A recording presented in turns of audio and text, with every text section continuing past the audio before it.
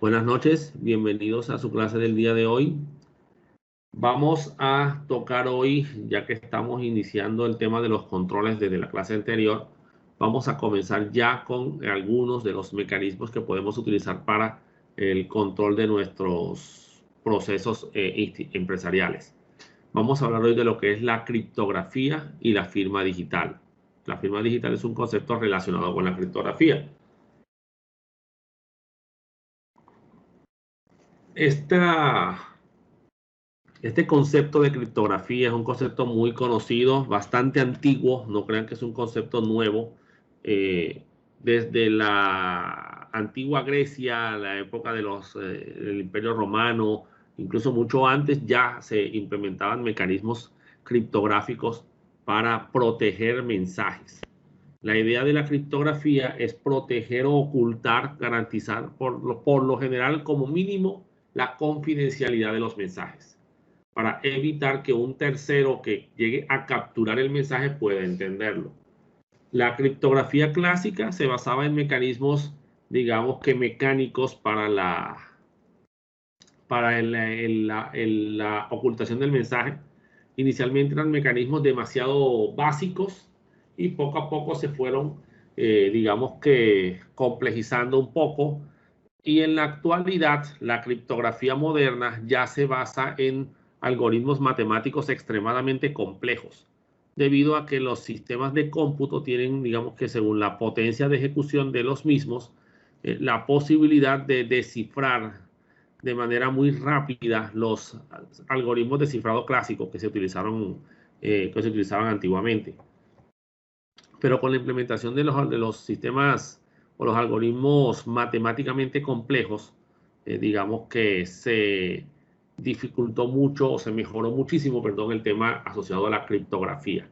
Actualmente, con la aparición de los computadores cuánticos, va a tocar reevaluar estos conceptos, ya que estos computadores pues permiten ejecutar operaciones que a una computadora convencional como las que conocemos le toman años de descifrar, varios meses, hasta años, 2 años, 3 años en ejecutar estas operaciones. Pues estas computadoras lo podrán hacer en cuestión de minutos o incluso segundos. Así que eso tocará reevaluar el nivel de complejidad de estos algoritmos, ya que estas computadoras serán capaces de criptoanalizar esos sistemas de manera muy rápida y muy eficiente. De todas formas, pues vamos a ver este concepto y vamos a realizar al final una aplicación práctica del mismo para que aprendamos a utilizar una herramienta para cifrar nuestros mensajes. Entonces, en sí, ¿qué quiere decir criptografía? Analicemos lo primero la estructura, digamos que la sintaxis de la palabra, la semántica del concepto. La palabra criptografía viene del griego criptos, que quiere decir oculto, y grafo, que quiere decir escritura. O sea que la traducción sería literalmente decir escritura oculta, que no es nada diferente, sino que es básicamente eso lo que es. Estamos escribiendo un mensaje y no queremos que sea fácil de entender por los demás. Entonces el problema está en, listo, no queremos que nadie lo pueda descifrar salvo el destinatario. Entonces, ¿cómo hacemos para que el destinatario lo pueda descifrar? Y aquí es donde vienen los diferentes elementos necesarios para un criptosistema. Entonces, la criptología, o en el ámbito de la criptología, la criptografía se encarga de lo que es el cifrado o codificación destinado a alterar las representaciones lingüísticas de ciertos mensajes, con el fin de hacerlos ininteligibles a receptores no autorizados. Entonces, aquí incluso están incluyendo el tema de la codificación. Actualmente el cifrado es completamente distinto a la codificación. La codificación simplemente consiste en crear un código particular, hagan de cuenta un idioma específico para comunicarnos. La criptografía ya exige, o el cifrado de los mensajes, ya exige un cierto componente adicional al simplemente decir, bueno, creamos un mensaje nuevo y simplemente hablemos en ese mensaje, en ese idioma, perdón. Entonces llega alguien con el suficiente tiempo y la suficiente dedicación y comienza a escuchar tus mensajes y comienza a tratar de buscar esa relación y puede ser capaz de descifrar, perdón, de decodificar, no digamos descifrar, de decodificar esos mensajes. Entonces, ¿qué sucede?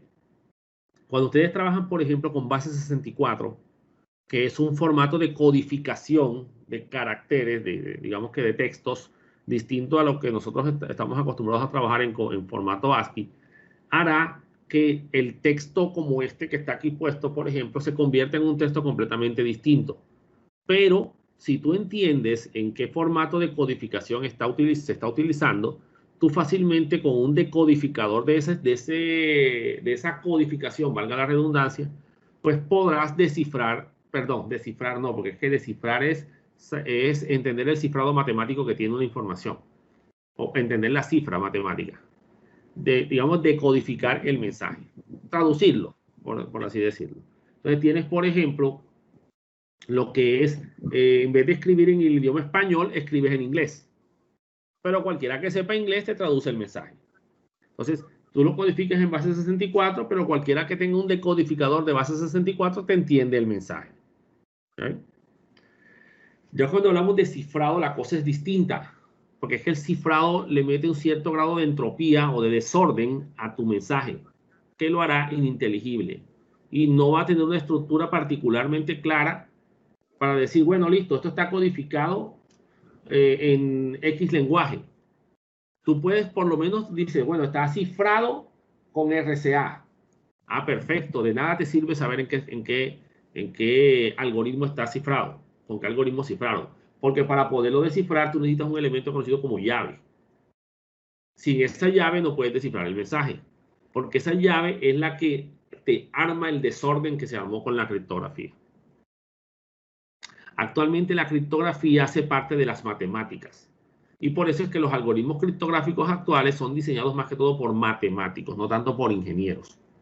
Digamos que los ingenieros serían los que construyen los software para que esto funcione, aunque los matemáticos pues también programan, así que ellos también son capaces pues los buenos matemáticos también programan, así que ellos también son capaces de construir sus propios software de criptografía. Entonces, la criptografía inicialmente era exclusivamente de las matemáticas, la criptografía moderna que se comenzó a manejar con máquinas mecánicas, hablando de lo que es el cifrado de los alemanes, por ejemplo, en la Segunda Guerra Mundial. Y actualmente se le ha incluido la computación, ya que los computadores, la informática, pues se tiene una capacidad de procesamiento matemático extremadamente alta, lo que ha hecho que se pueda proteger mucho mejor esos mensajes. Yo creo que todos conocen o han oído hablar de la máquina Enigma, ¿cierto? Que era la máquina de cifrado alemana, que no recuerdo cómo se llamaba el señor, se me fue el nombre, que construyó una máquina para descifrar la máquina Enigma en la Segunda Guerra Mundial. Si mal no estoy, ese fue Alan Turing, profe. Alan Turing, gracias, Alan Turing, ¿verdad? Que logró matemáticamente diseñar una máquina y construirla para poder descifrar los mensajes de esta máquina Enigma que tenían los alemanes, digámoslo así. Y el detalle no estaba tanto en la máquina en sí, porque ellos tenían copia de la máquina. El problema estaba en la llave que utilizaban para cifrar los mensajes. Entonces lograron encontrar digamos, un conjunto de valores, un patrón, gracias, un patrón que les permitía, pues, descifrar los mensajes que se generaban con esa máquina. O sea que con base en el mensaje que capturaban, todo desordenado, eran capaces de armar el mensaje contrario. Eso se llama hacer un criptoanálisis. ¿Oyeron? Con los sistemas de cómputo actuales, pues sería mucho más fácil. Aunque en la actualidad, los sistemas de cómputo, pues digamos que los algoritmos criptográficos que incluyen componentes computacionales, pues generan algoritmos muy complejos. Y se necesitan, pero algoritmos no, pero generan sistemas criptográficos muy complejos. Lo que implicaría que se necesitaría una potencia de cómputo muy fuerte para poder descifrar esos mensajes, sobre todo si tienen una llave de cifrado muy, muy fuerte. Entonces, la idea es esta, es ocultar el mensaje. ¿Listo? Ocultar el contenido de un archivo para que no sea descifrado, salvo por aquellas personas que tengan la llave o la clave para poder descifrarlo. Pero ojo, no confundan clave con las contraseñas que uno pone, son dos cosas diferentes. Una clave o llave es un archivo.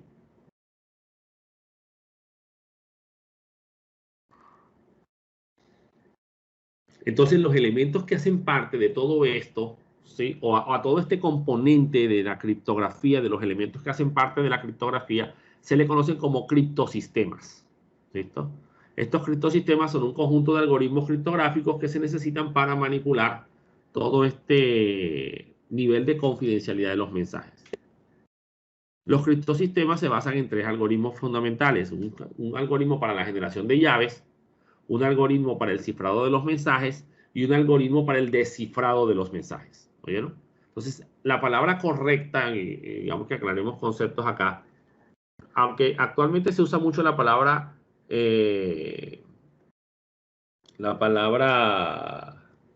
encriptar, ¿oyeron? Pero la palabra oficial es cifrar, porque se basa básicamente en un cifrado matemático. Y la traducción no sería desencriptar, sino descifrar. ¿Oyeron? Aunque en la actualidad, pues las palabras ya esas encriptado y desencriptado se han utilizado tanto y se han masificado tanto que ya digamos que también las están volviendo oficiales. Pero las originales eran estas: cifrado y descifrado de mensajes. Entonces, estos elementos, ¿cómo se utilizan? Pues la llave fue generada por un algoritmo de generación de llaves. Para eso tenemos que generar un archivo que tiene un conjunto de caracteres extraños, ¿sí? Letras, números y símbolos sin sentido, que son la base que utiliza el algoritmo matemático para agregarle la entropía al sistema. Y por eso es que sin esa llave no se puede descifrar el mensaje.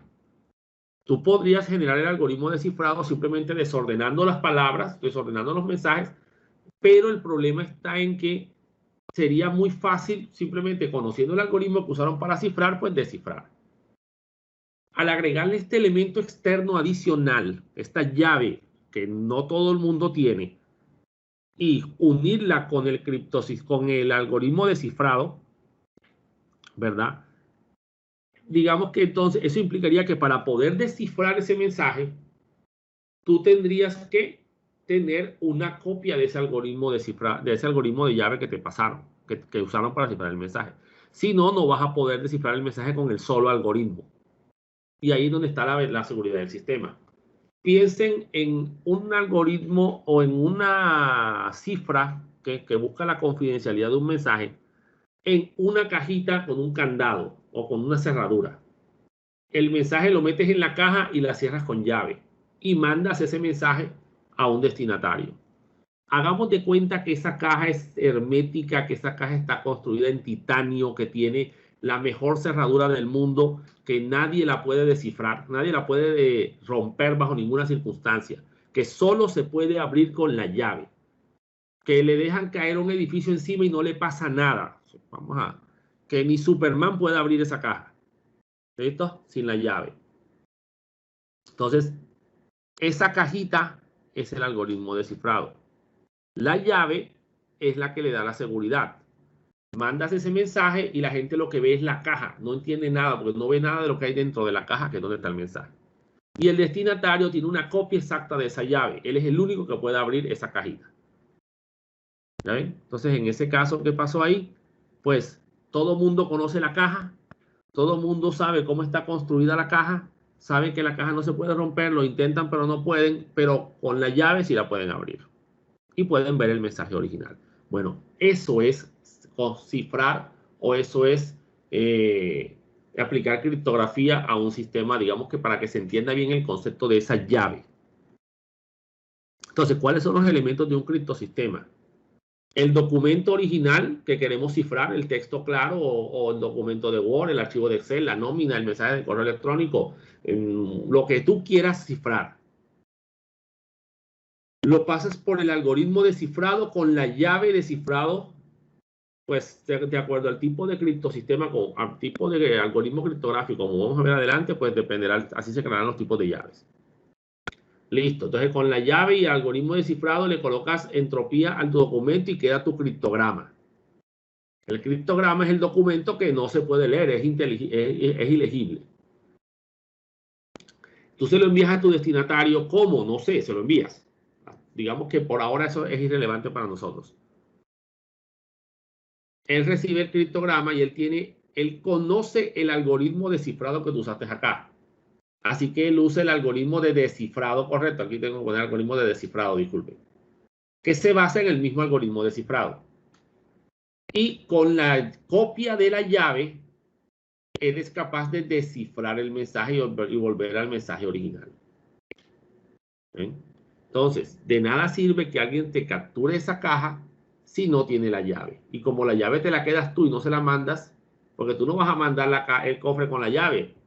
Señores, tomen, mira, aquí está el cofre para que abran y tomen, aquí les mando la llave también junto al cofre para que cuando llegue le abran el mensaje. Entonces, ¿para qué lo metes en una caja? ¿Cierto? Entonces, digamos que el detalle está en cómo le mandas la llave a esa otra persona. Ya ahí sí vienen otros factores adicionales para este caso. ¿Ya? Por ejemplo, en la implementación de una VPN en una empresa, necesitaban conectar la empresa con el banco. Y el banco les mandó unos parámetros para configuración de la VPN, los configuramos, definimos los parámetros del banco y el banco nos dijo, bueno, vamos a usar una contraseña, no era una llave, vamos a usar una contraseña para autenticarnos, que tú y yo nos autentiquemos en esta VPN. Listo, perfecto. Entonces me mandaron por correo electrónico la mitad de la clave. Y la otra mitad me llamaron por teléfono. Y me dijeron, bueno, este es el resto de la clave, colócalo en el algoritmo. Ya, ahí está. Buscamos un medio inseguro, usamos dos medios inseguros para mandar una información crítica y clave y extremadamente peligrosa para implementar la conexión. ¿Ya? No era cifrado, sino era la implementación de una clave para autenticación de los nodos. Entonces hicimos eso. Bueno, mandemos un pedazo por correo y otro pedazo por teléfono. Y eso sí, no es enseguida. Yo te mandé eso hoy. Bueno, mañana te llamamos en el transcurso del día para darte la clave, por ejemplo. Algo como lo que hacían antes cuando te mandaban la tarjeta de crédito por un lado y la clave de la tarjeta de crédito por otro. Entonces tú tienes que buscar la forma de mandarle esa llave. ¿Cómo? Pues ingéniensela, señores. Ingéniensela, busquen de esta manera. Hay mecanismos. Incluso ahorita vamos a hablar de un mecanismo que se utiliza, que es muy utilizado cuando no tienes forma de estar directamente con el destinatario. Por ejemplo, cuando tú compras un certificado digital de Acerticámara, ellos te lo mandan en una USB por correo. ¿Ya? Por correo certificado. Entonces, digamos que con eso se garantiza que tú vas a tener ese token y la universidad decidió dónde lo iba a poner. Entonces lo montaron en el computador de la persona encargada del manejo de todo esto para algo de las pensiones.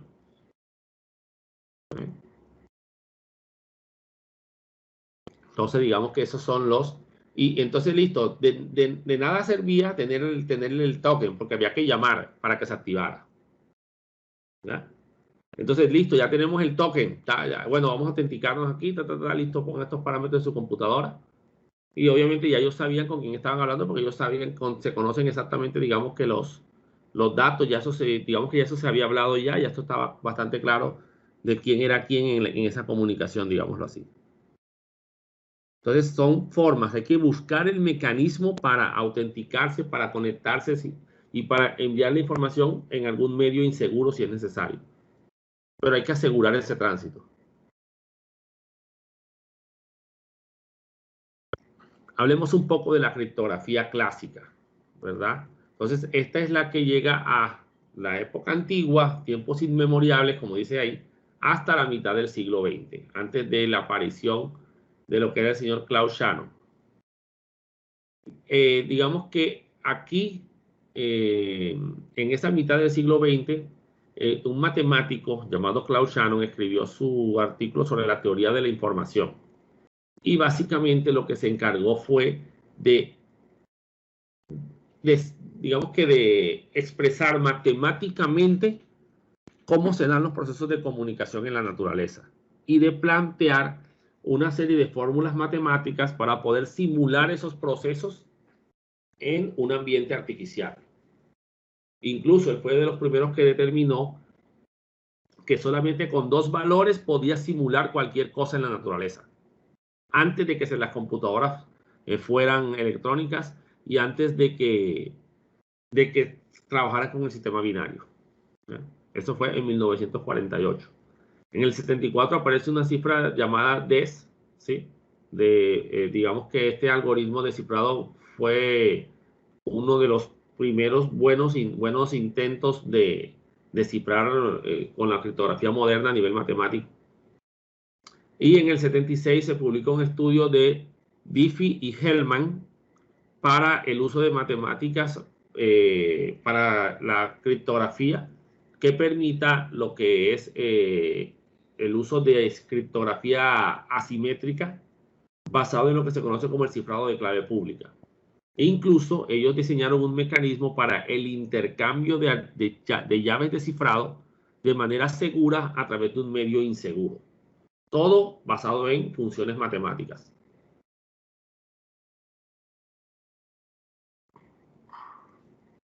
Bueno, aquí hablan, por ejemplo, del uso de los jeroglíficos no estándares, ¿sí? Basados en el antiguo Egipto.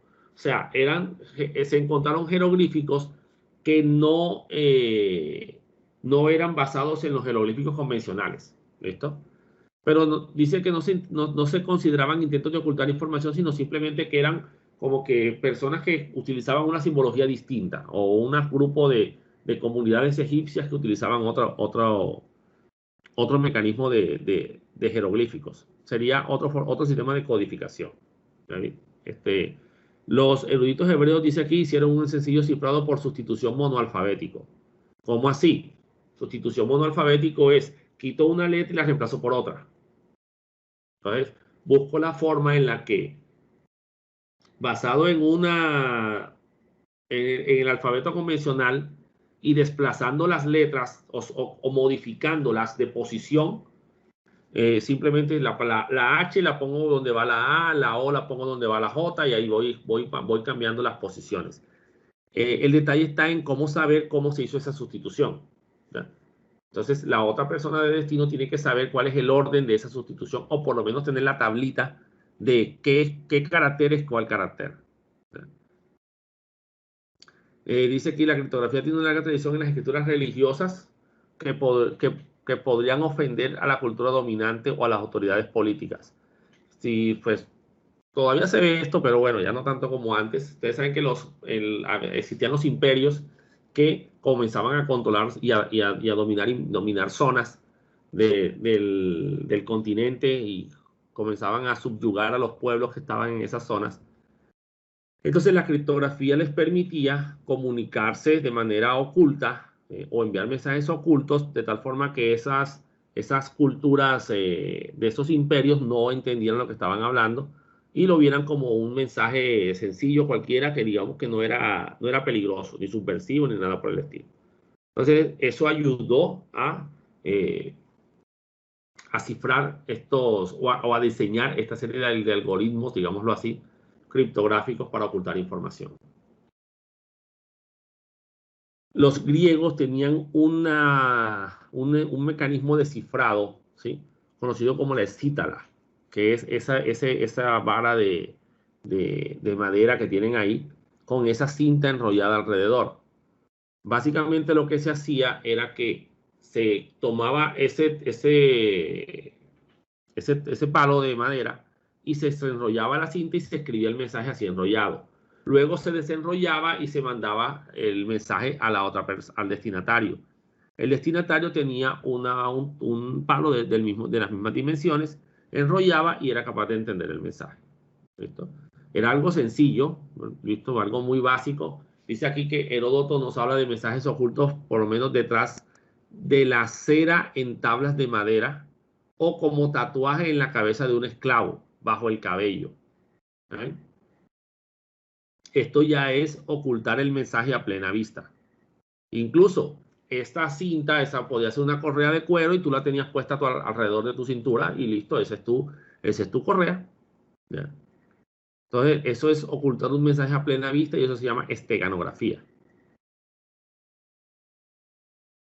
Los romanos, digamos que ya implementaron algo más de seguridad en los mecanismos criptográficos y, por ejemplo, Julio César sacó el cifrado de César, que es un cifrado por desplazamiento y todas sus diferentes variaciones.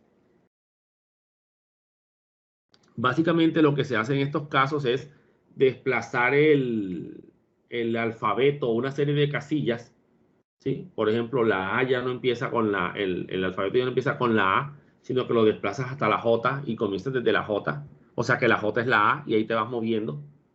Entonces, cuando vas a mandar un mensaje, tú comienzas a buscar el mensaje hola, entonces buscas dónde está la H y lo cambias por la letra respectiva a esa posición, ¿sí?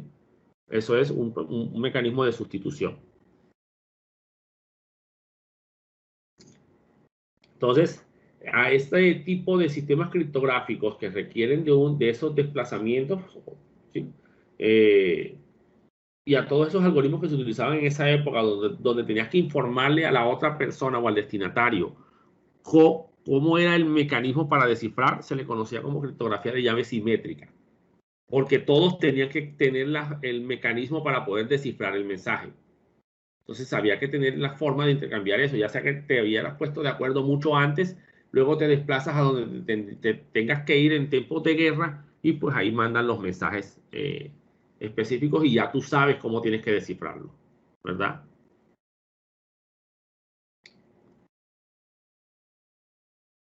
Entonces el cifrado por sustitución simplemente consiste, como les dije, en sustituir un carácter por otro.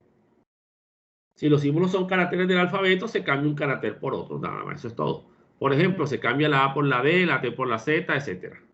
Los símbolos, si son símbolos, pues son dígitos que se pueden sustituir. 3 por 7, 2 por 6, o sea, ahí van inventando la forma de sustituir una palabra por otra, una letra por otra. Pueden ser monoalfabéticos, o sea, cada letra se representa por otra letra distinta, o polialfabéticos. Un conjunto de letras se reemplaza por otro conjunto de letras diferentes. ¿Ya?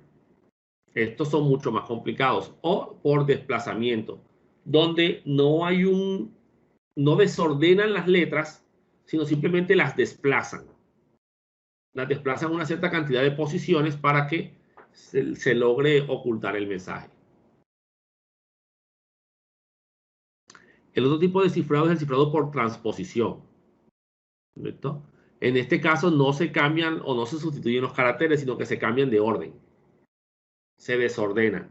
El carácter de la posición 1 lo ponen en la posición 9. ¿Eh? Entonces tiene que haber un mecanismo matemático definido para poder determinar ese desplazamiento, cómo va a ser. ¿Eh? Entonces, en este caso tenemos, por ejemplo, el texto claro digamos, la palabra Mario, que se corresponde con las posiciones 1, 2, 3, 4 y 5. El criptograma se va a corresponder con el orden 4, 1, 5, 3, 2. Eso lo sabes tú y lo sabe la otra persona. Entonces, el mensaje que se va a mandar es IMORA. El detalle es que hay muchos mecanismos, muchas posibles combinaciones para tratar de entender este mensaje. Ahora, una persona rápida pues puede de pronto comenzar a descifrarlo. La potencia aquí está en la cantidad de caracteres que vas a utilizar para la transposición. Entre más largo es, más difícil de descifrar va a ser. ¿Eh? Entonces, simplemente, señores, es buscar el mecanismo.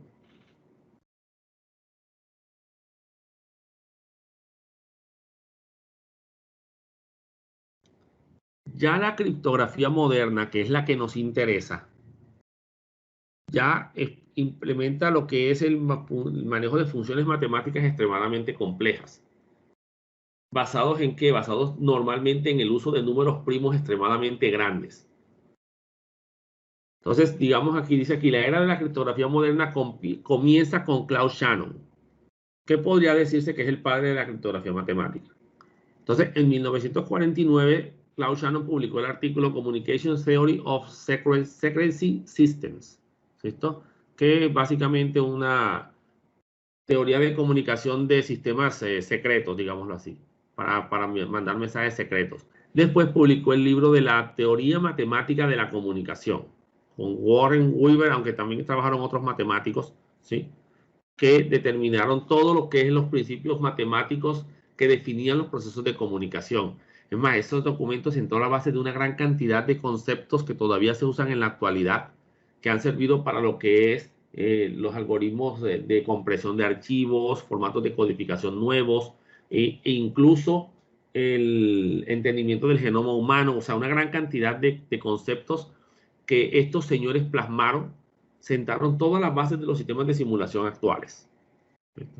Entonces, sentaron todas las bases matemáticas para entender cómo se dan los procesos de comunicación en la naturaleza y cómo pueden ser simulados por sistemas artificiales. Entonces, también establecieron toda la base sólida de la criptografía y el criptoanálisis moderno.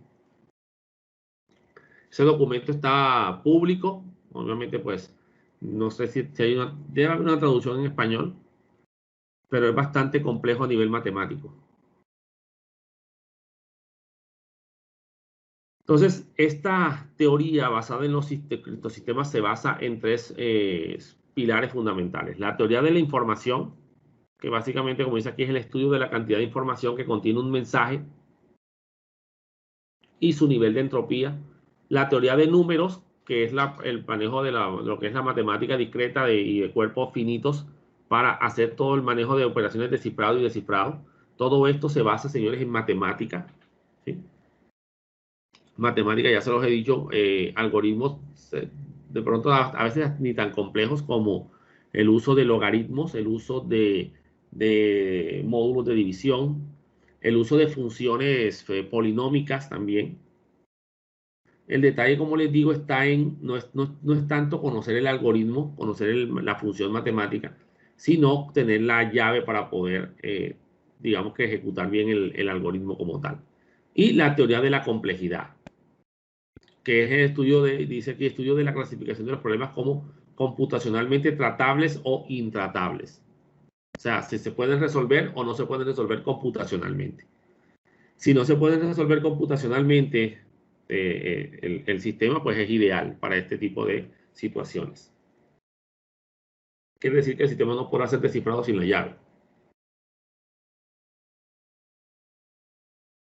Un detalle particular que tienen los mecanismos de cifrado, señores, es que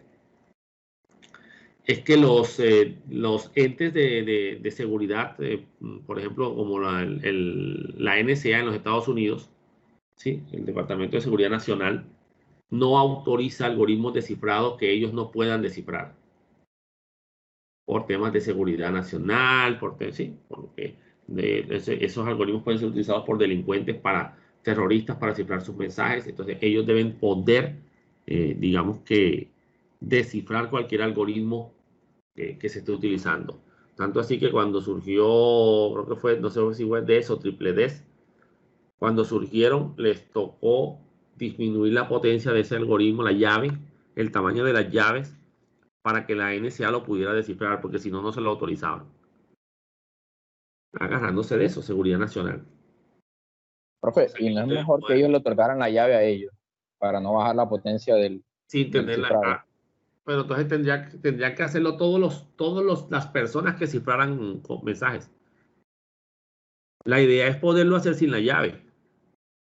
Ok, entiendo. Porque los delincuentes no le van a decir a la NSA, mira, estoy mandando un mensaje, toma, aquí está la llave. Entonces dice aquí que los cifradores actuales usan estrategias distintas de los cifradores clásicos. Claro que sí, porque ya implementan unos mecanismos matemáticos mucho más complejos. Normalmente el cifrado se puede hacer bit a bit, lo que complica mucho más. O sea, no van a coger las palabras como se hacía en la criptografía clásica, sino que cogen los bits específicos. Y ya ustedes saben que una letra está formada por varios bits. Entonces, digamos que el cifrado moderno es una combinación de cifrados simples de estos de los cifrados antiguos, digámoslo así.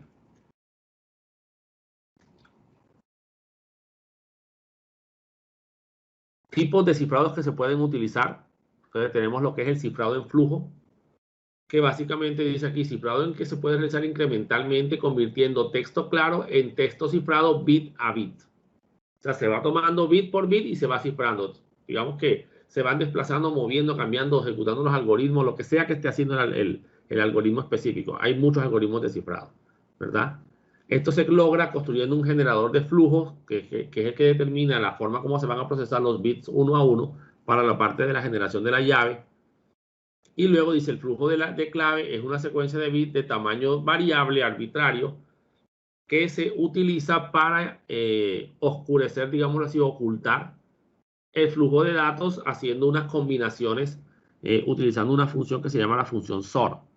La función SOR es el O exclusivo, implementando un 1 SOR 1 es igual a 1, 0 SOR 1 es igual a 0, 1 SOR 0 es igual a 0 y 0 SOR 0 es igual a 1. ¿Ya? Entonces dice aquí, si el flujo clave es seguro, el flujo de datos cifrado también lo será. El flujo clave, ¿cuál es? La llave que se está utilizando. Dice que este sistema es utilizado en telefonía móvil y en sistemas de transmisión en tiempo real. ¿Por qué? Porque estos tienen que irse ejecutando a medida que se va dando, en este caso, la comunicación. ¿Sí? El cifrado en bloques ya es otra cosa. El cifrado en bloques toma bloques específicos del mensaje que se va a cifrar a nivel de bits y le aplica un cifrado en flujo para ese bloque. ¿Sí? Entonces, cuando se realiza cifrado, una unidad de cifrado por bloques toma un bloque de texto plano como entrada y produce un bloque de igual tamaño como texto cifrado. Ahora, muchos de estos algoritmos implementan estos mecanismos no una sola vez, sino que le implementan el cifrado, luego lo vuelven a hacer otra vez el algoritmo, luego le aplican otra vez el algoritmo, luego así lo hacen 64 veces, por ejemplo, para generar al final un mensaje extremadamente desordenado. Entonces dice aquí, la transformación exacta es controlada utilizando una segunda entrada, que es la llave secreta o la clave secreta. Miren que todo aquí está en la clave.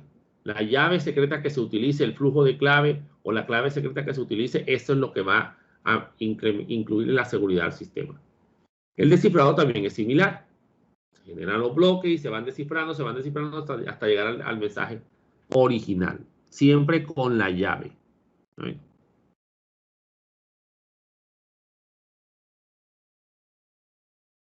Ya viéndolo por el tipo de llave, ya no por la forma como se cifra, que puede ser en flujo o en bloques. Ya esto es por el tipo de llaves que vamos a utilizar. Por ejemplo, cifrado de clave secreta. También se le llama criptografía simétrica. ¿En qué se basa? Se basa en utilizar la clave que usas para cifrar, es la misma que vas a usar para descifrar. Entonces, ese algoritmo de clave, perdón, o ese archivo de clave o ese archivo de llave, se lo tienes que enviar a la otra persona. ¿Cómo? Pues no sé, tienes que buscar la manera. Ya sea que vayas tú en persona y le digas, toma, mira, ve, este es el archivo de llave que vas a utilizar para descifrar los mensajes que yo te mande y para cifrar los que tú me mandes a mí. Entonces tú le das una copia a todos los que tú quieras que se comuniquen contigo. ¿Okay?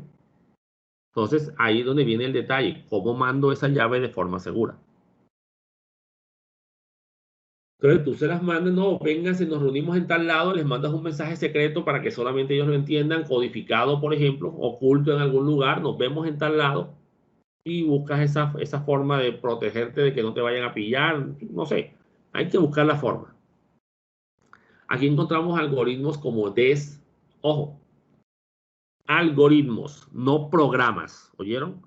Una cosa es el algoritmo que se usa para cifrar los mensajes y descifrar los mensajes, y otra cosa es el programa. Por ejemplo, lo que nosotros vamos a descargar es un programa que implementa y utiliza varios algoritmos criptográficos. Y tú puedes escoger cuál quieres. ¿Oyeron? Pero no es que, no, que es que yo bajé ¿cuál es dónde consigo el programa Triple D? Ese programa no lo vas a conseguir por ningún lado. Eso es un algoritmo de cifrado. Lo que puedes buscar es qué programas implementan ese algoritmo para cifrar los mensajes. Entonces tenemos como algoritmos, tenemos DES, Triple DES, que fue una mejora que se le hizo, AES, IDEA, Blowfish, que es el que utilizan los sistemas Linux para el cifrado de las contraseñas de los usuarios, Rindael, ¿sí? Son nombres de algoritmos de cifrado basados en clave secreta. Ya sea por cifrado en flujo o por cifrado en bloque, eso no importa. Entonces, el detalle aquí está en eso, en que tú generas la llave de cifrado y se la tienes que enviar a los demás. Las comunicaciones que van, por ejemplo, por HTTPS utilizan llaves de clave secreta, cifrado de clave secreta. El detalle está en cómo te mandan la clave. La respuesta va a ser muy sencilla y la vamos a ver más adelante. Y se las adelanto. No te mandan la llave, te dicen cómo armarla, ¿ya? Para que tanto tú como el servidor generen la misma llave.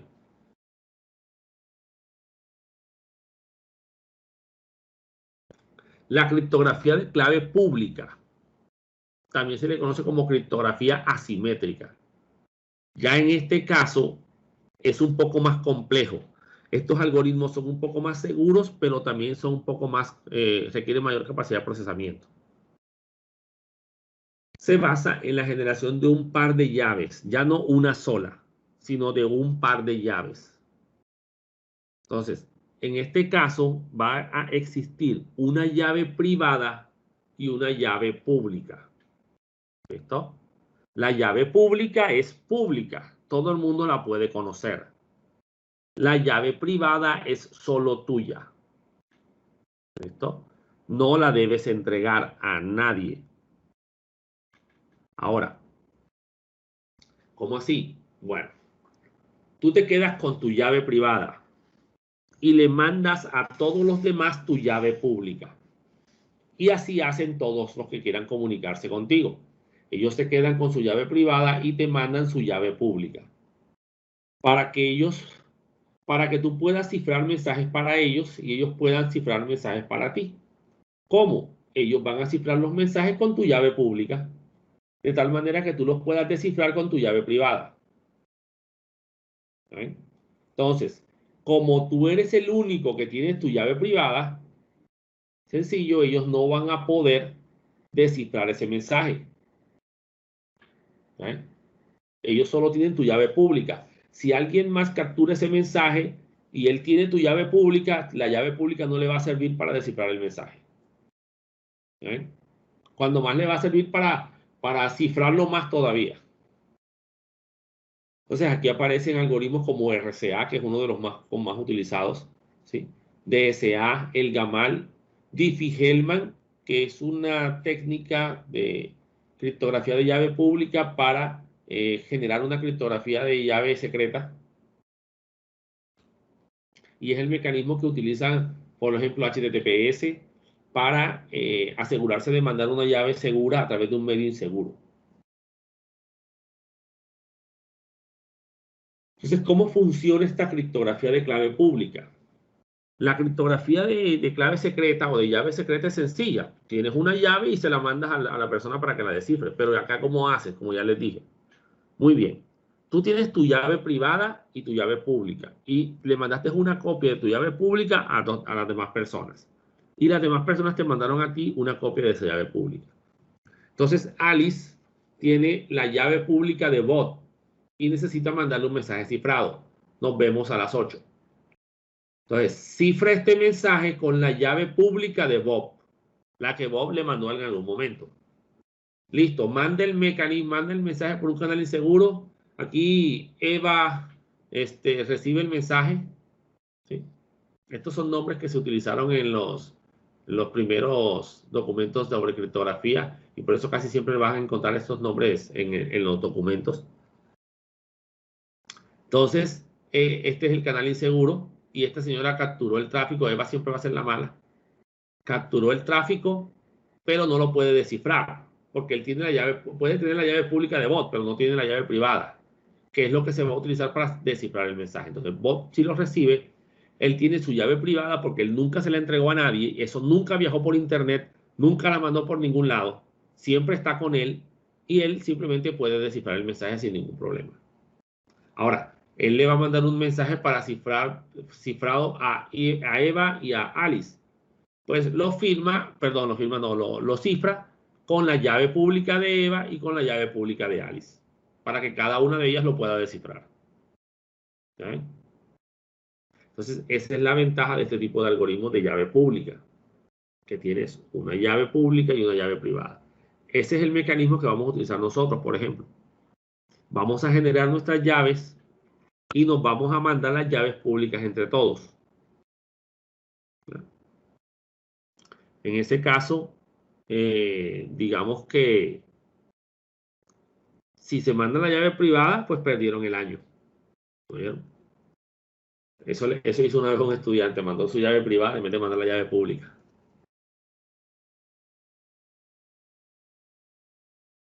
El intercambio de llaves de Diffie-Hellman. Este es el mecanismo que se utiliza para utilizar un intercambio de llaves a través de un medio inseguro. Entonces, como les digo, no le mandas la llave, le mandas los materiales para que construya la llave. Entonces dice, se emplea generalmente como medio para acordar claves simétricas que serán empleadas en el cifrado de una sesión. Entonces ahí tenemos, por ejemplo, el modelo matemático, el algoritmo matemático que se implementa para resolver el dilema, ¿sí? Que se basa en el módulo de una división entera de números primos. Pero ojo, números primos extremadamente grandes. ¿Sí? No va a ser 21, no va a ser 3, no va a ser 4, no va a ser 5, sino números de una gran cantidad de cifras. Una forma, por ejemplo, de entender esta parte del manejo de los números primos es el uso de lo que es el manejo de los factores primos. Por ejemplo, si a ti te dan el número 21 y te dice, bueno, ¿cuáles son los factores primos del 21? Tú dices, bueno, el 3 y el 7. Porque 3 por 7 es 21 y ambos son números primos. ¿Ya ves? Si te dicen, por ejemplo, 25, pues tú dices 5 y 5. 5 por 5. Esos son los factores primos. Y cada vez que te van complicando, te dicen, por ejemplo, ya no te dicen 25, ni te dicen, sino te dicen 4.727.427, así ya. Entonces tú tienes que buscar los dos números, solo dos números primos, que sean capaces de darte ese valor. Entonces ya la complejidad, ya el mecanismo se complica. Ahora imagínense números mucho más grandes todavía. Y ahí es donde viene el detalle para hacer un criptoanálisis de estos mecanismos. Muy bien, entonces analicemos el algoritmo como tal. Tenemos a Alice y a Bob como siempre y ellos generan unos números primos que son A, G y P. Y basado en esas funciones matemáticas, ellos comienzan a calcular los respectivos valores. Entonces, Alice, que es la que va a iniciar, genera los valores A, G, A minúscula, G minúscula y P. Y con esos valores calcula G elevado a la A módulo de P. Y ese valor es el valor que ella calculó como A mayúscula. Entonces, ella se va a quedar con esa A minúscula, no se la va a enviar a más nadie. Y le va a mandar a Bob el valor de G, el valor de P y el valor de A que calculó. Bob, a su vez, va a generar un valor B propio de él que no le va a mandar a nadie. Y con el valor de G y el valor de P, va a calcular un nuevo valor B. ¿Listo? B mayúscula. Basado en la misma fórmula que usó Alice, pero en vez de usar la A que usó ella, él usa su B acá. Y le manda ese valor de B a Alice. Entonces, después cada uno de ellos matemáticamente hacen esta operación. El valor que me mandó el contrario sobre el valor con el que yo elevado al valor con el que yo me quedé, módulo del valor de P. Y matemáticamente, señores, a los dos les va a dar el mismo valor. Les va a dar el mismo valor K. ¿Oyeron? Entonces, en este caso, vamos a hacer una muestra acá cómo funciona el algoritmo. Decimos que G es igual a 7 y P es igual a 23. O tienen que ser números primos. Y él calcula con los valores de 7 y 23, 7 elevado a la 6, mod 23 y le da 4. ¿Listo? Entonces, el emisor envió 21, 7 y 23. El receptor envió 4. Entonces, al calcular cada uno su fórmula, queda 4 a la 3, mod 23 es igual a 18.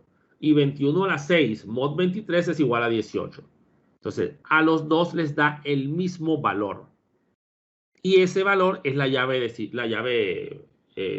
clave secreta. Entonces, es imposible, bueno, no imposible porque si tienes una potencia de cómputo lo suficientemente fuerte, tú comienzas a iterar hasta encontrar el valor de A y de B, por ejemplo, ¿sí? Basado en los valores de G y P y los valores de A mayúscula y B mayúscula que capturaste. ¿Ya ven? Porque tú capturaste el tráfico, tienes que capturar esos valores. Pero con G y P solo no puedes hacer nada. Porque necesitan los valores que estos señores calcularon. Entonces le dejes encontrar el valor de 3, el valor de A y el valor de B para poder generar la misma llave de cifrado y poder descifrar los mensajes. Entonces, esto es el algoritmo de Diffie-Hellman. Una forma de generar, de construir cada uno su propia llave y que ambos generen la misma llave simétrica. Entonces se dan cuenta que se envía una información a través de un medio inseguro y con eso se logra asegurar el mensaje. Esto es lo primero que hacen los navegadores web cuando se van a comunicar por HTTPS. ¿Sí? Utilizar el algoritmo de intercambio de llaves de Diffie-Hellman para generar esa llave secreta, digámoslo así, esa clave secreta que van a utilizar para cifrar los mensajes entre el servidor y el cliente. De tal manera que cada comunicación tiene su propia llave de cifrado, independiente. Y si te vuelves a conectar otra vez, pues generas una llave nueva diferente. ¿Eh? O sea que digamos que es una muy buena manera de proteger las comunicaciones. Hay un detalle particular. El algoritmo de Diffie-Hellman fue criptoanalizado. O sea, encontraron una forma de poderlo descifrar, digámoslo así.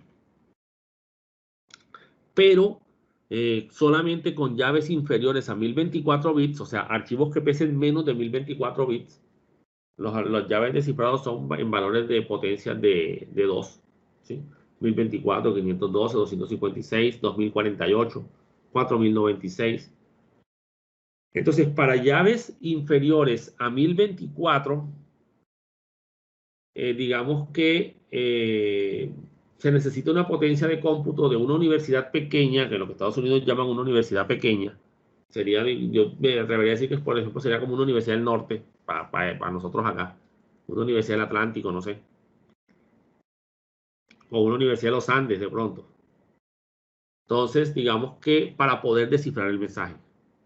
Porque el documento decía la potencia de cómputo de una universidad pequeña. Ya estábamos hablando de cientos o miles de computadoras tratando de descifrar el mensaje.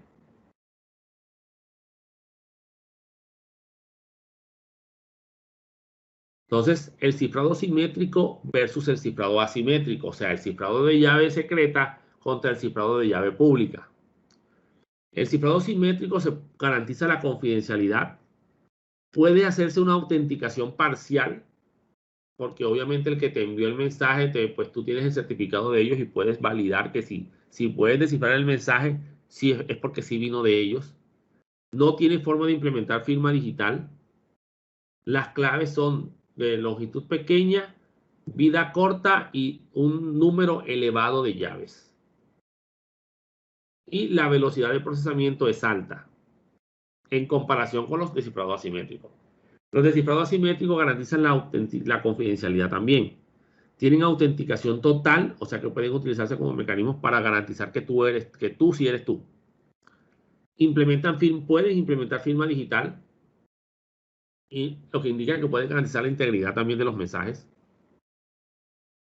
Bueno, las claves son de longitud grande, o sea, los algoritmos son de 2048, 4096 las llaves. La vida de esa llave es larga, porque como se basa en una llave privada y una llave pública, pues puede demorar mucho tiempo funcionando. Y el número de llaves que se pueden generar es reducido. Ahora, hay ciertos problemas con los algoritmos de cifrado.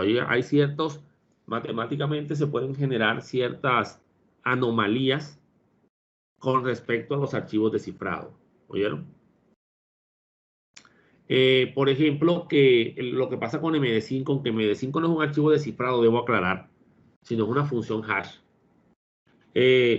Con MD5, por ejemplo, tú no tienes por qué encontrar la clave exacta, sino una que te genere el mismo hash. Bueno, lo mismo puede pasar aquí. Es probable que varias llaves de cifrado sirvan para descifrar un mensaje. ¿Listo? Entonces, surge un problema aquí debido a que tienes que buscar una llave que tenga la menor cantidad de llaves posibles que puedan ser utilizadas para descifrar ese mensaje. ¿Listo? Matemáticamente conocida como la paradoja del cumpleaños. Entonces, ya cuando pues vean más adelante, de pronto los que hagan el diplomado, cosas así, vean criptografía, pues van a profundizar mucho más en esto. Esto es toda una ciencia y digamos que aquí hay muchísimo material y muchísima tela por cortar. Hay muchísimos inconvenientes y muchísimos detalles que hay que tener en cuenta. Y de pronto en una clase de 3 horas no vamos a alcanzar. Y de lo poco que sé, porque tampoco puedo decir que se va demasiado. Bueno, las funciones de hash. Esto ya no es criptografía, pero se basa en los mismos principios. También se le llama función resumen o función digest. No es más que una función matemática a la que tú le introduces un valor de entrada y él te devuelve un valor de longitud fija que supuestamente es único. ¿Listo? Digamos que básicamente tú le introduces una XYZ y él te devuelve un HJK25 que es único solamente para XYZ. Que si llegas a cambiar un bit de alguno de esos valores, todo el algoritmo todo el flujo final resultante es completamente distinto del flujo por solamente el cambio de un solo bit. ¿Bien? Algo particular de las funciones de hash es que son matemáticamente irreversibles. O sea que desde el hash no puedes obtener el valor original. En parte porque en el cifrado el mensaje original está ahí incluido, solo que está en un modo entrópico. Pero en el hash no está incluido el mensaje. El mensaje se usó como base para generar el hash. Si tú le implementas un algoritmo de cifrado a un archivo de 1 kilobyte, lo mínimo que va a pesar ese archivo es 1 kilobyte. Por lo menos. Porque tú no lo comprimiste. Entonces, puede que pese más. Normalmente va a pesar más. A menos que le hagas compresión. En el algoritmo de hash, no importa si el archivo pesa 1 kilobyte, se genera un hash de 15 caracteres. Si el archivo pesa 2 megas, 15 caracteres. Si el archivo pesa 10 teras, 15 caracteres. Siempre. Ese es el tamaño de longitud fija. Por eso dice de longitud fija. Y por eso ustedes cuando ven las tablas MD5 con código MD5 o SHA, ven que todas las claves tienen la misma dimensión. Entonces, no es posible revertir un algoritmo de hash. Así que, teniendo el hash, no puedes obtener matemáticamente la clave original. Profe, pero hay páginas que lo hacen. No, no es lo que hacen. Esas páginas, ¿cómo funcionan? O esos que dicen que descifran MD5 y que descifran SHA-1. Ellos tienen un archivo inmenso de contraseñas con los respectivos hash de esas contraseñas. Se llaman unas rainbow tables o unas tablas arcoíris. Entonces, cuando tú les pasas el hash, ellos te verifican en la lista de lo que ellos tienen, te buscan ese hash y si lo encuentran, se mueven en la horizontal y buscan el carácter original que generó ese hash y te lo ponen aquí. Bueno, esta clave es 1, 2, 3, 4, 5, 6. Pero no es porque la hayan descifrado ni nada por el estilo. Aquí tenemos a MD5, que digamos que ya no es recomendable. SHA, tampoco el SHA1 no se recomienda. De pronto el 256 hacia arriba. Tiger, Panamá, Jabal, también son algoritmos de funciones de hash. Entonces, le mandas el mensaje de entrada, lo pasas por la función hash y te genera un valor de dimensión X. En este caso sería 1, 2, 3, 4, 5, 6, 7, 8 caracteres. Le mandas zorro rojo corre a través del hielo y te genera también 8 caracteres. Y acá zorro rojo camina, ya cambiaste la palabra corre por camina y el algoritmo me va a generar un valor completamente distinto. Es más, le quitas la E tildada por una E normal y se genera todo un cambio completo en toda la firma, el valor resultante. ¿Ven? Estas son las particularidades de las funciones de hash.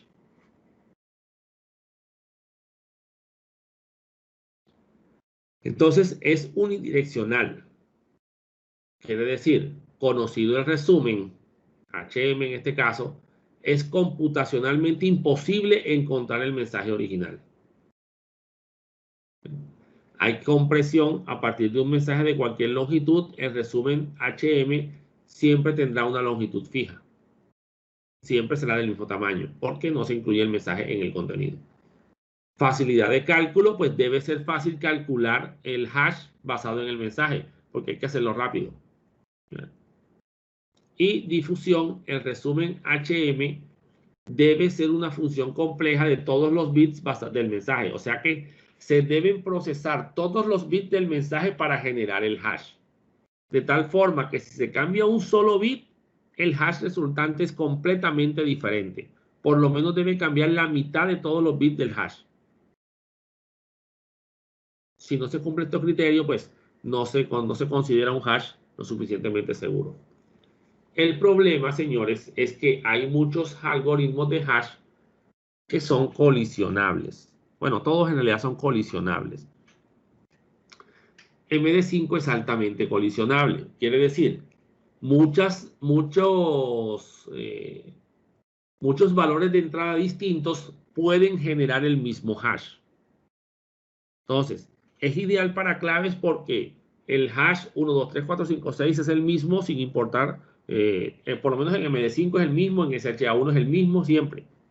¿Listo? De tal manera que no tienes que intercambiar llaves ni nada con la persona que va a autenticarse contra tu software, ¿verdad? Porque tú tienes el algoritmo tienes la base de datos con el hash de la contraseña en la columna de password. Entonces, cuando alguien va a ingresar, le aplicas el mismo algoritmo de hash y te tiene que dar el mismo valor exacto. Comparas los dos valores y si son correctos, pues todo está bien. Esa sí es la contraseña correcta. ¿Vieron?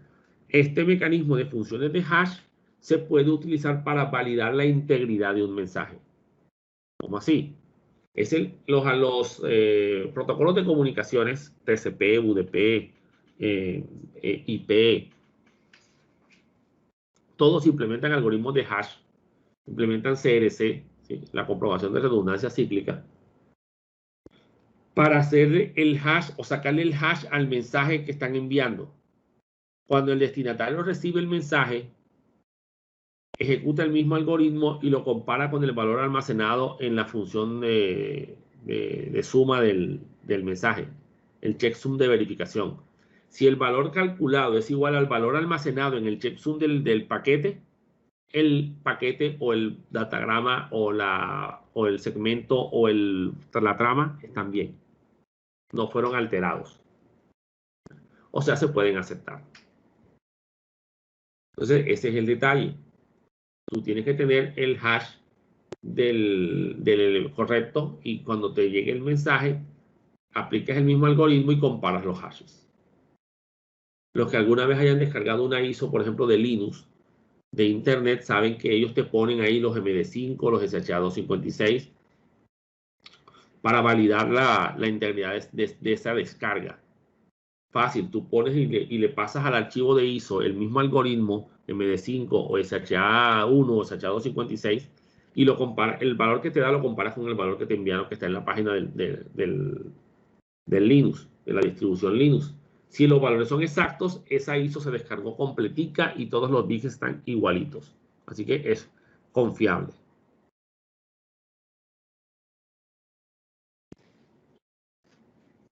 Ahora, el mecanismo de firma digital. ¿Sí? Ya esto es una forma de poder, digamos que firmar un elemento y dar garantía de que sí eres tú el que lo está mandando. ¿Listo? Mecanismo criptográfico que permite al receptor de un mensaje firmado digitalmente identificar a la identidad originadora de dicho mensaje. Dice autenticación de origen y no repudio.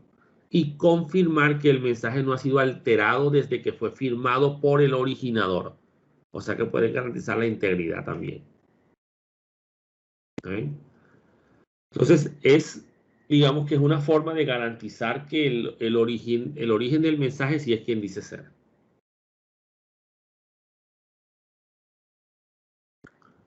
Esta firma digital se basa en los algoritmos de llave pública. ¿Oyeron?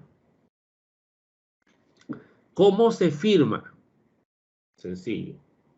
Tienes el mensaje X.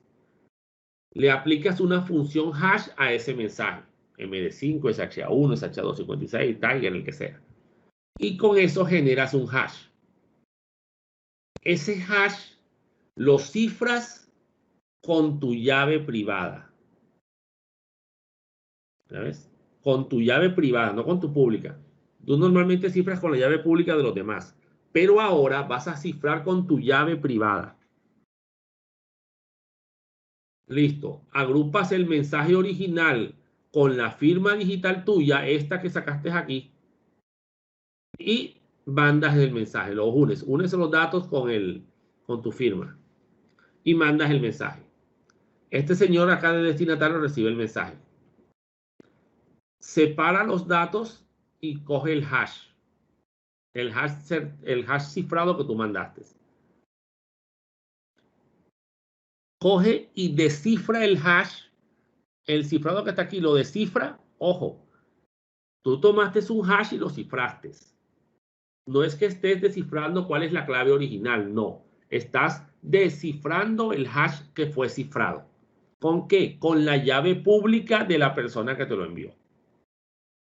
Si puedes descifrar el mensaje y al aplicar el algoritmo de hash a los datos, te resulta que es el mismo que te mandaron acá cifrado, esa persona que te mandó el mensaje sí es quien dice ser. Porque él es el único que deberá tener su llave privada. Si utilizas la llave privada de él, pero resulta que tú crees que es otra persona y lo descifras con la llave pública de otra persona, los hash no te van a dar iguales. Así que no vas a poder garantizar la autenticidad aquí de los elementos. ¿Listo? Entonces, ese es el mecanismo de firma digital. La firma, más que todo, es la generación del cifrado con tu llave privada. El descifrado con tu llave pública y la comparación de hash. Es el mecanismo para poder garantizar que el que te envió el mensaje sí es quien dice ser. ¿Listo? Ojo, no lo deben confundir con una firma electrónica, son dos cosas diferentes. Ya una firma electrónica es un mecanismo para que tú te puedas identificar, pero ya no es este mecanismo de ¿cómo es que se llama? De autenticación global o universal.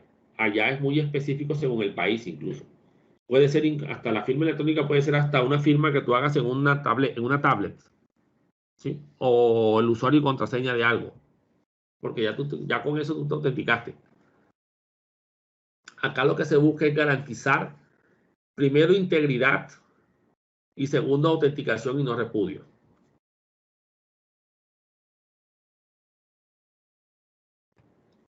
Entonces, con tanta llave y con tanta cuestión de esta, tanta gente mandándose llaves y todo esto, viene un pequeño problema. ¿Cómo estamos seguros, por ejemplo, de que ese que nos está mandando esa llave de cifrado, por ejemplo, que es una organización que yo no conozco, por ejemplo, me estoy conectando con el sitio web de la Corporación Universitaria Americana, y él me está intercambiando, estamos usando Diffie-Hellman y todo, pero ven acá, ¿y cómo sé yo que sí es la Corporación Americana? No, él me cifra los mensajes, yo le aplico el hash, no sé qué, él me manda su llave pública. Sí, pero ¿qué garantía hay de que sí es la americana? Él te mandó su llave pública.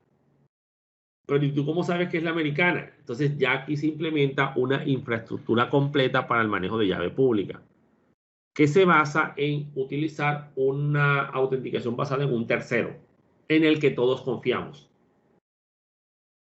El ejemplo claro aquí, por ejemplo, es el sistema de una firma notariada o una copia no autenticada. ¿Cómo se hace? ¿Cómo es el proceso de autenticar un documento? O una fotocopia de un documento. Sencillo. Tú llevas el documento a una entidad oficial del Estado, que es una notaría. ¿Listo? Llevas el original y llevas la copia. Se la entregas a un secretario que se la hace llegar a un notario. El notario tiene un sello y una firma reconocida.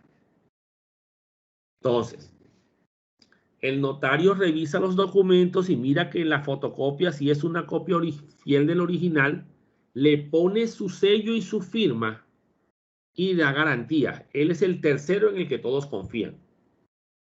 Ya cuando ven la firma del notario y el sello de notaría, dicen, no, sí es. El notario me está diciendo que sí es una copia fiel del original. Así que debo confiar en eso. Sí, ese documento sí es correcto. Entonces, ese es el mecanismo de infraestructura de llave pública. Buscar un tercero en el que todos confiemos, que nos dé fe de que esa persona o esa entidad sí es quien dice ser. Entonces, en este caso tenemos algo llamado autoridades certificadoras.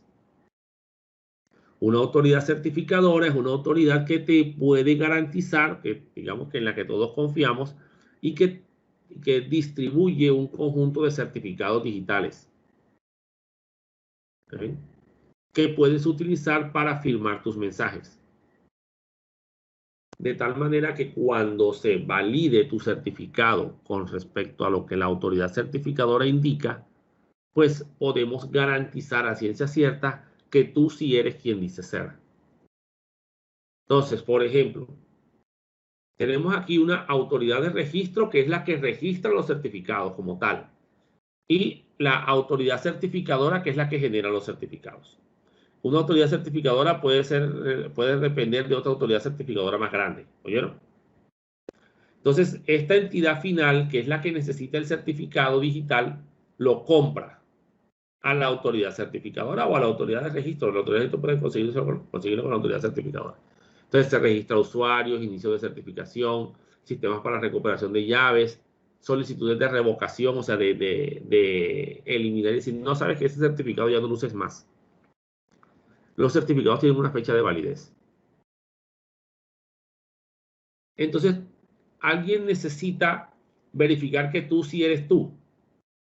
Entonces, Google te manda su certificado digital. Tú lo verificas contra las autoridades certificadoras. Tú tienes en tu navegador, tus navegadores tienen unos registros de unas autoridades certificadoras. Entonces, contra esas autoridades certificadoras, tú consultas el certificado. Y los CRL son los de los valores para la revocación del certificado. ¿Sí? Para eliminar el certificado porque ya se venció. Aquí tienes, digamos que la lista de los certificados de tus certificados digitales como tal, de las autoridades certificadoras, y validas contra ellos. ¿Sí? Ellos aquí publican los certificados, también las autoridades certificadoras y listo. Si el certificado digital se corresponde con lo que está en estos repositorios, es porque esa entidad sí es quien dice ser. Entonces ya tenemos ese tercero en el que todos confiamos. Listo, tú me cifraste un mensaje y me mandaste tu certificado digital. Voy a comparar ese certificado digital con las autoridades que tengo aquí. Bueno, esto es Certicámara, es VeriSign. Bueno, voy a VeriSign. VeriSign, ven acá, este tipo, ¿esto qué? No, sí, esa firma sí es la de esa persona. Ah, listo, gracias. Entonces, sí eres quien dices que eres. Porque ese notario, ese tercero en cuestión aquí, me dijo que sí eras tú. Así que tanto tú como yo confiamos en él. Listo. Ya hay garantía aquí. Sí puedo garantizar que sí eres tú. Y te sale en el HTTPS el candadito, te sale el verdecito, todo diciendo sí, todo perfecto. Ahora, ¿qué pasa si el certificado no es válido? Te sale, por lo menos en el navegador, te sale una advertencia que te dice, hey, lo siento mucho, pero yo no confío en este documento. No estamos diciendo que la comunicación no vaya cifrada, sí va cifrada. Pero el problema aquí no es que la comunicación vaya cifrada. El problema aquí es que tú tengas una plena seguridad de que esa entidad con la que tú te estás conectando sí es esa entidad y no te están haciendo un hacking, no te están poniendo un tráfico en la mitad ni cosas por el estilo.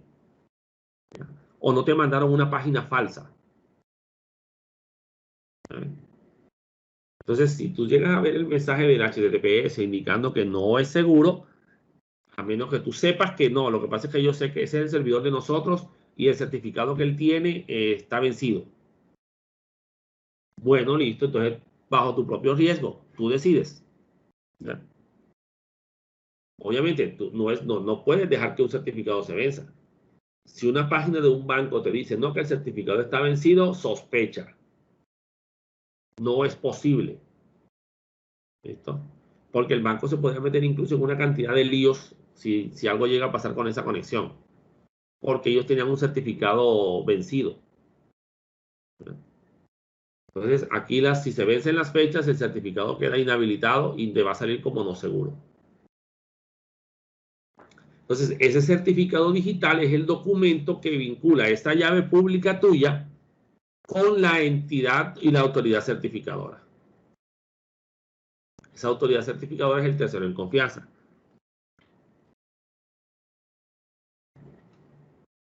Aquí tengo un programa llamado Hash Calculator, Hashcalc, que simplemente te muestra o te lista los hash específicos de los valores particulares. Entonces tú le puedes decir aquí, por ejemplo, 1, 2, 3, 4, 5, 6, calcular, y aquí te saca los diferentes hash basados en esa codificación, simplemente. Para que vean, por ejemplo, MD5, miren, SHA1 es más extenso, SHA256, P512, miren hasta dónde llega el hash generado. ¿Ya ven? El CRC32 es este es el que utilizan los protocolos de comunicaciones.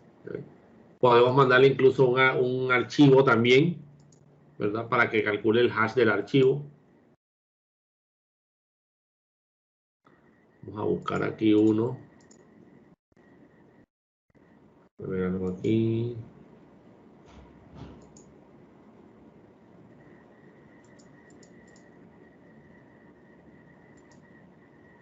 No veo Dropbox aquí. Está en datos.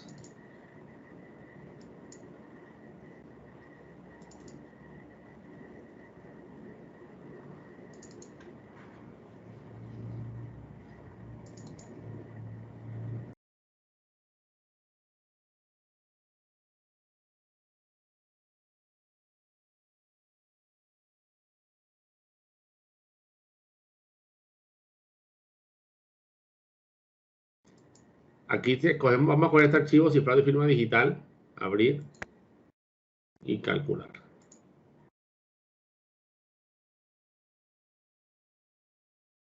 Voy a copiar este hash de aquí, de MD5, por ejemplo, lo voy a pegar en un bloc de notas. Listo. Ahí está ese hash, ¿verdad? Entonces, ese es el hash calculado del archivo. El que me enviaron. Lo calcularon y me lo enviaron. Ahora vamos a buscar desde otro mecanismo. Esta es la misma carpeta. Yo aquí tengo otra herramienta que se llama hashtag, que integra a las pestañas del sistema de archivos, o se integra al sistema de archivos de Windows. Le voy a decir aquí clic derecho, este es el mismo archivo, ¿verdad? Y voy a escoger la opción propiedades. No se ve, pero ahí voy a escoger propiedades. Entonces aquí tengo hashtag, el hash de archivos, y aquí está el MD5. ¿Sí ven? Entonces tengo aquí lo cogió, vamos a copiarlo. Aquí lo puedo comparar aquí mismo. Puedo coger el contenido del blog de notas. Como aquí está, yo lo copié, aquí lo pegó él enseguida. ¿Ya? De todas formas, vamos a hacer algo aquí. Vamos a copiar aquí, copiar. Y vamos a verlo contra el archivo de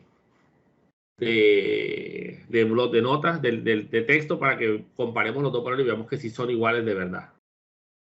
Listo, los dos valores son exactamente iguales.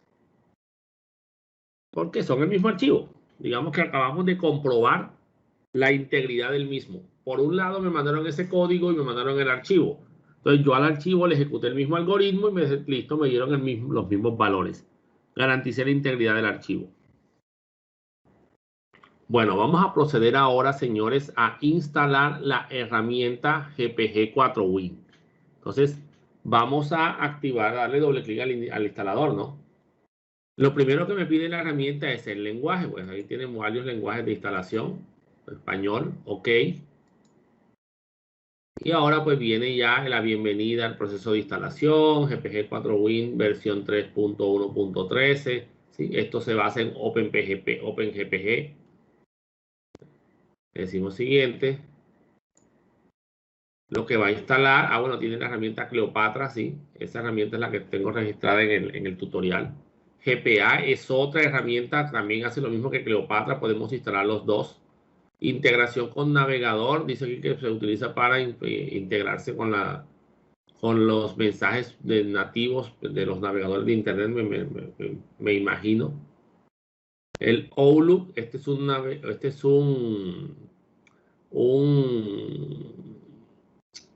herramienta para instalarse en Outlook, en un software, se me fue la idea.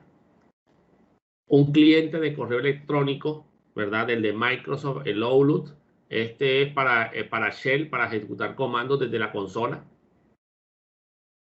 Yo puedo descargar plugins para esto, para otros sistemas de correo electrónico. En el tutorial que les puse está el uso con el Mozilla Thunderbird. Entonces vamos a darle siguiente. Muy bien, aquí escogemos el lugar de instalación, la carpeta Program File x86, lo que indica que esta es una aplicación de 32 bits. Decimos instalar.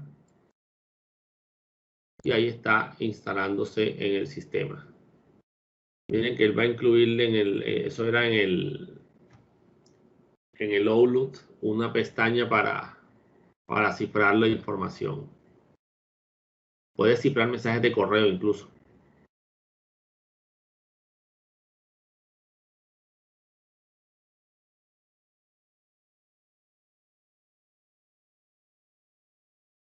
Listo, instalación completa, le damos siguiente. Y podemos abrir la herramienta Cleopatra enseguida. Bueno, listo. Este es el programa Cleopatra, que es un programa que puede ser utilizado para la generación de las llaves como tal. En este caso, pues como vamos a trabajar con este algoritmo se basa en cifrado de llave pública. Entonces dice aquí, bienvenidos a Cleopatra, versión de Windows desconocida. Bueno, no sé, no la pude identificar. Cleopatra es una interfaz para software de cifrado GNU-PG, que eso significa GPG.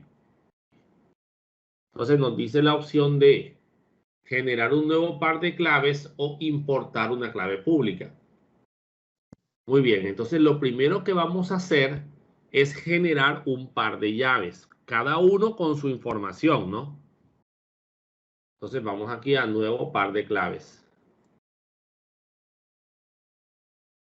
Entonces aquí te piden una información. Esa información es opcional, es la que va a utilizar para generar parte del cifrado. Entonces pongan su nombre, por ejemplo. Correo electrónico.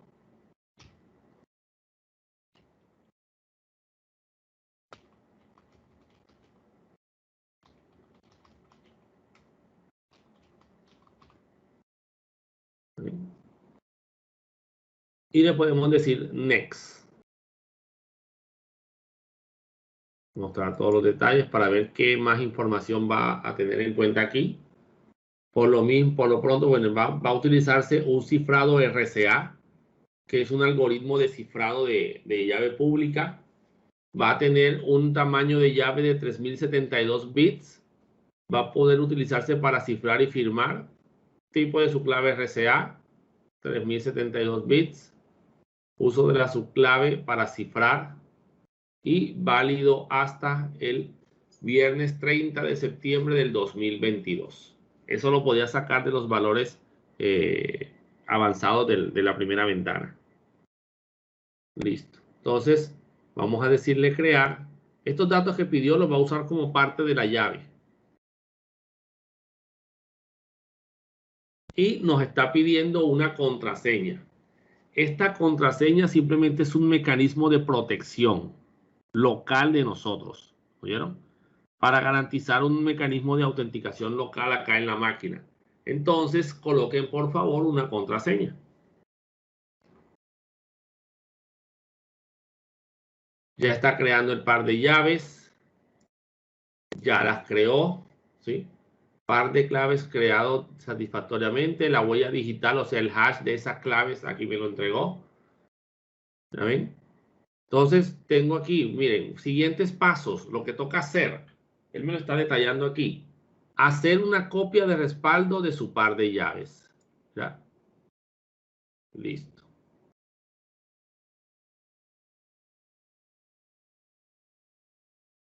Entonces, él me está diciendo, bueno, aquí está la llave pública que te voy a generar.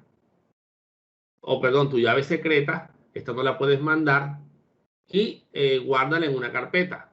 ¿Listo? Bueno, la voy a guardar aquí en mi carpeta personal. Guardar. Introduzca la frase contraseña para saber que si eres tú.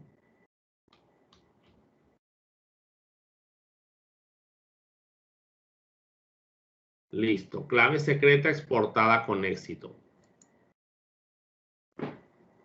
Enviar la clave pública por correo. Enviar la clave pública a un servicio de directorio. Tienes estas dos opciones. ¿Ven? Entonces vamos a enviarla por correo. ¿Qué van a hacer? Van a generar su llave pública y se la van a mandar a sus compañeros. Intercámbiense sus correos electrónicos y mándense la llave. Quiero que 2 personas me manden la llave a mí también, a jpalacio@coloniamericana.edu.co.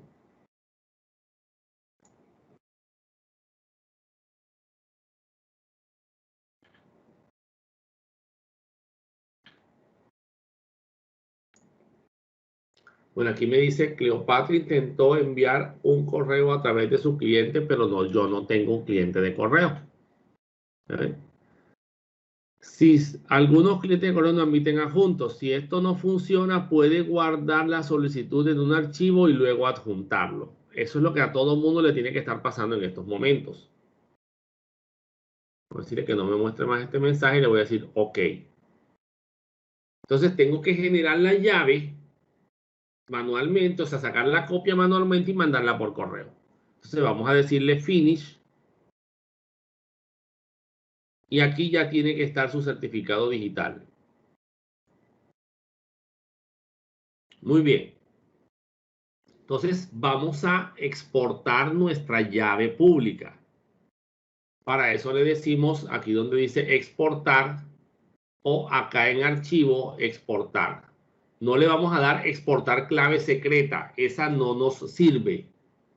¿Oyeron? Es exportar solamente.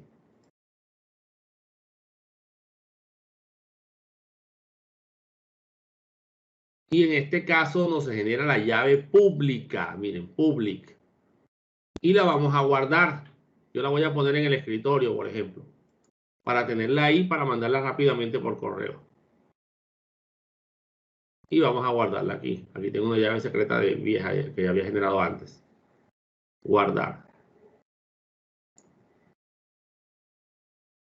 ¿Qué acabo de hacer? Acabo de exportar mi llave pública, la que le puedo mandar a todo el mundo.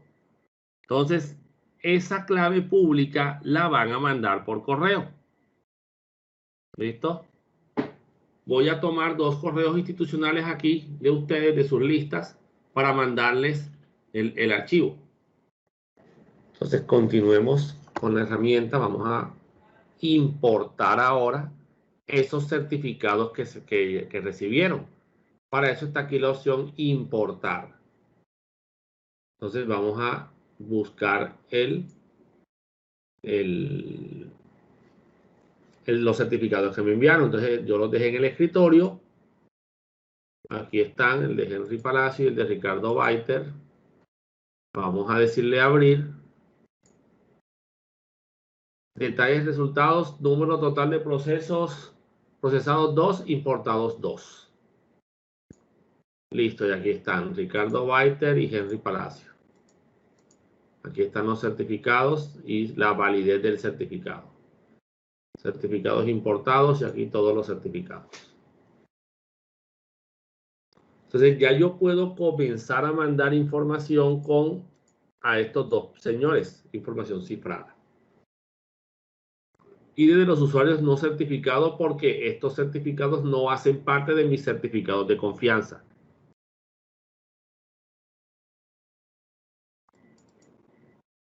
Si yo hago doble clic, puedo ver la información del certificado. Y aquí puedo ver el certificado. ¿Listo? Aquí se ve el certificado de este señor.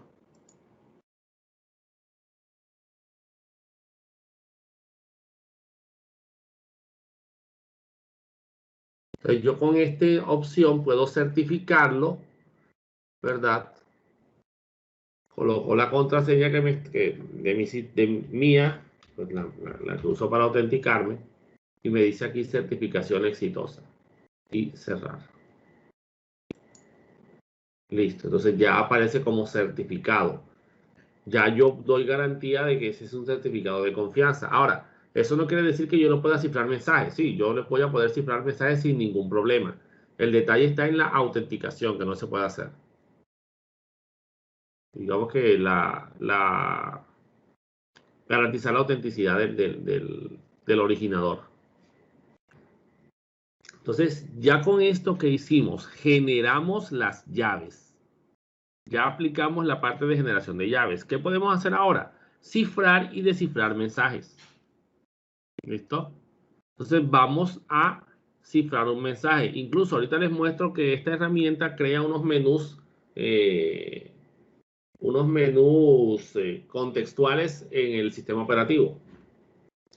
Entonces vamos a decir aquí, firmar, cifrar, y esto lo puedo usar para descifrar y verificar los archivos.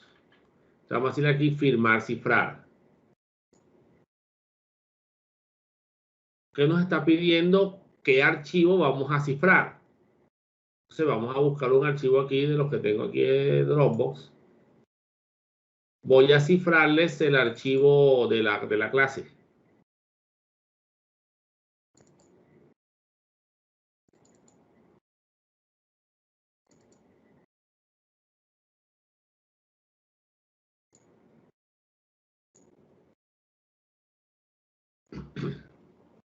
Listo. Ya escogí los archivos. Si quiero firmarlo, pues aquí le incluyo mi firma. ¿Ya? Cifrarlo para mí, para que quede cifrado para mí, para que yo lo pueda descifrar también. Cifrar para otros, entonces aquí yo deberé poner los nombres de las personas que quiero que lo puedan cifrar. Entonces voy a poner a Ricardo Baiter. Y aquí voy a cifrarlo para otra persona, para Henry Palacio. Ahí está. Listo. Ellos son los 2 que podrán descifrar estos mensajes. Cifrar con contraseña, dice aquí, cualquiera con el que usted comparta la contraseña podrá ver los datos. Un elemento adicional. ¿Oyeron? Cifrar y firmar cada archivo por separado. Esto es, me imagino que cuando se escogen varios archivos, se puede manejar de esa manera. ¿Listo? Miren lo que él va a generar. Un archivo con el mismo nombre, pero con extensión GPG. Me lo va a crear en la misma carpeta, Dropbox, Norteamericana, aquí está. Miren que es sencillo esto. Este proceso no es complejo. Y ahora le doy firmar, cifrar.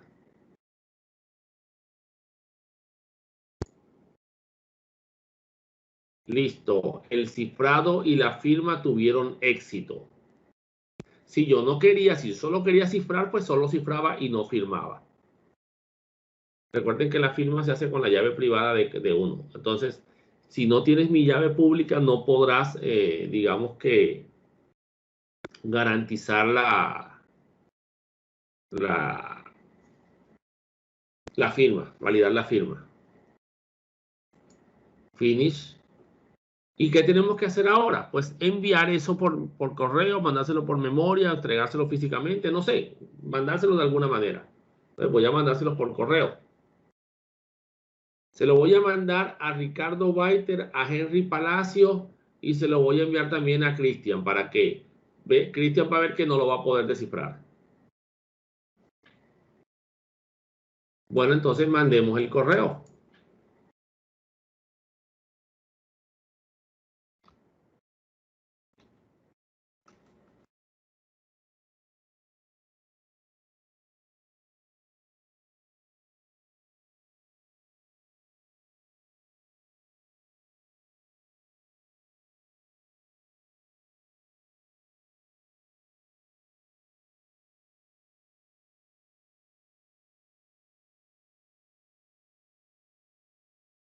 Listo.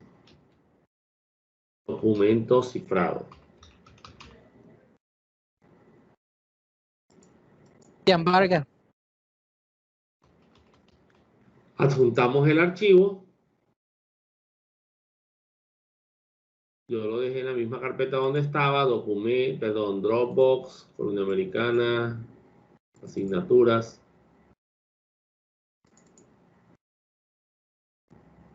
Diapositivas.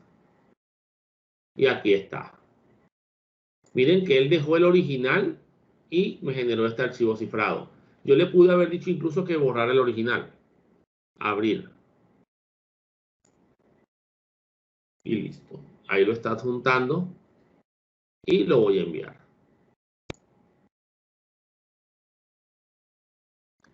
Bueno, ya debió haberle llegado.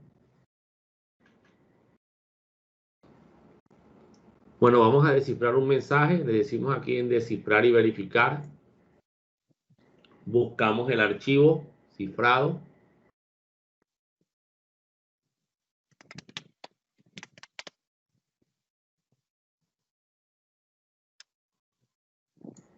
Disciplina, análisis, RUP. Le decimos abrir. Miren que tiene la extensión GPG.